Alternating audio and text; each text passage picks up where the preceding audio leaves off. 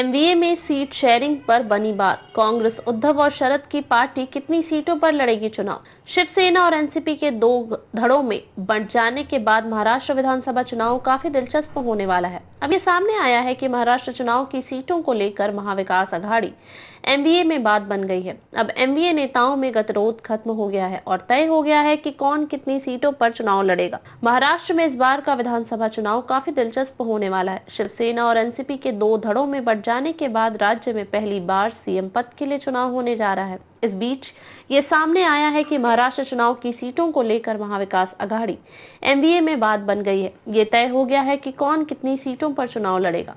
MVA में seat बंटवारे पर बनी सहमति। मुंबई में सीनियर लीडर्स की बैठक के बाद अब एमवीए नेताओं में गतिरोध खत्म हो गया है।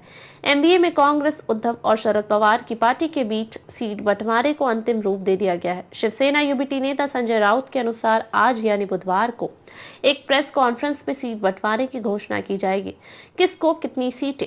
टीओआई की रिपोर्ट के अनुसार कांग्रेस के एक वरिष्ठ नेता के अनुसार कुल 288 विधानसभा सीटों में से कांग्रेस 105, शिवसेना यूबीटी 95 और एनसीपी शरद पवार गुट 84 सीटों पर चुनाव लड़ेंगी।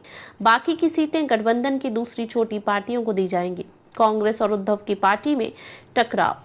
कांग्रेस और उद्धव गुट में सीट बंटवारे को लेकर टकराव भी देखने को मिला था। महाराष्ट्र कांग्रेस अध्यक्ष नाना पटोले और शिवसेना यूबीटी सांसद संजय राउत में इस पर वाकयुद्ध भी छिड़ गया था। हालांकि इसके बाद कांग्रेस के सीनियर नेता बाला साहब थोराट ने एनसीपी शरद चंद्र पवार प्रमुख शरद पवार और शिवसेना यूबीटी प्रमुख उद्धव ठाकरे से मुलाकात कर मामला सुलझाया।